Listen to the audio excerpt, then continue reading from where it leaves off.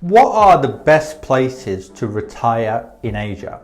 That's going to be the topic of today's video.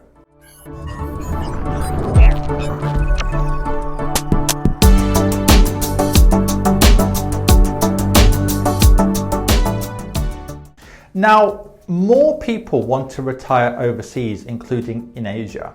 Now, from my experience, what are some of the best places in Asia to retire to? Now, of course, it does depend on your situation, right? For example, if you've got a local spouse, you might want to retire in places that traditionally most people don't retire in. So, for example, Japan or Korea or Taiwan are not seen as traditional retiree destinations, nor is China. But of course, there are some retirees there if they have a personal reason. But in terms of other kind of destinations in Asia, I would say the most friendly ones are in Southeast Asia, because most of the Middle Eastern countries are more for working age expats, even somewhere like Dubai. Yes, again, there are some people who stay there for a few years after retirement, but it's not really a retirement destination, right? It's expensive, it's not retiree friendly, and so on. So I would say the ones you should look at are places like Thailand, Malaysia, maybe the Philippines, maybe Cambodia as well. There might be one or two others. But from that list, I would say the most underrated one is Malaysia, because the population speak English. There was a good article on the BBC a few days ago saying Malaysia was arguably one of the more tolerant Asian societies, which is not what most of the media usually say. People usually assume, oh, it's a Muslim majority country and might be a bit more intolerant, but actually, even though it's not perfect, you've got different groups, including the Chinese Malaysians, Indian Malaysians and Malays and expats living in relative harmony. I'm not saying it's perfect, but it's actually slightly less nationalistic than some of the other Asian countries. Also, getting visas, even though it's got hard, it's possible. The cost of living is fairly good for most things, apart from if you drink a lot. So Malaysia is a bit off the beaten track, and also the fact that most people don't want to go there compared to somewhere like Thailand means that in some ways you're not going to be bumping into other expat retirees everywhere, in every place, and for some people that's something they want to do. Thailand is still a strong retiree place for expats, but it has become more expensive because of the strong baht.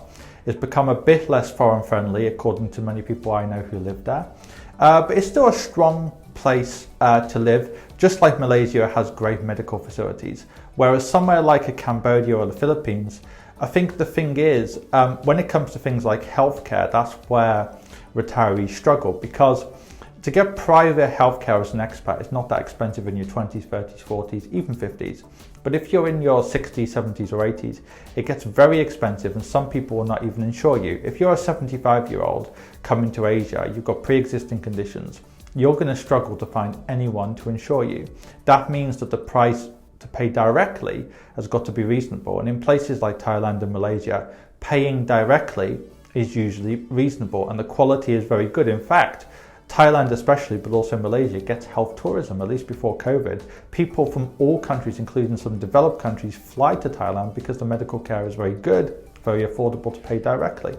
In comparison, in somewhere like Cambodia, especially, but also Philippines, the medical care isn't as good. It's getting better, but it isn't as good as those two places. So you need private insurance, which is going to add a huge amount to your budget. So overall, actually, I would say for a retiree, somewhere like a Cambodia or the Philippines, indirectly can be more expensive than somewhere like a Malaysia or even a Thailand.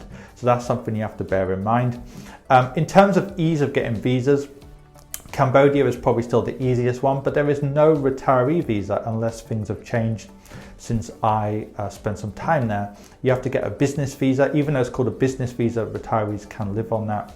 And then you're not really officially living there as a retiree, which is not a great thing. Whereas the Philippines and also Malaysia has some kind of retiree scheme, although the MM2H has been suspended for now, the My Malaysia Second Home program. So all these things are always changing, and with COVID and restrictions on immigration, it's always going to be changing. Some countries become more open to receiving foreigners, like we saw after COVID. Some countries in the Caribbean offered so-called digital nomad visas, which were also available to retirees, and some become less welcoming to foreigners over time. And we've also seen that during the whole COVID period, where for a while Malaysia and Thailand were quite restrictive in terms of allowing retirees back into the country, but then they subsequently opened up. So I would say before choosing where to retire to, spend time in some of these countries, even on a tourist visa, and actually get the updated rules. Because if you're watching this video in 2022, 2023, especially 2025 or beyond, right? So many things would have changed.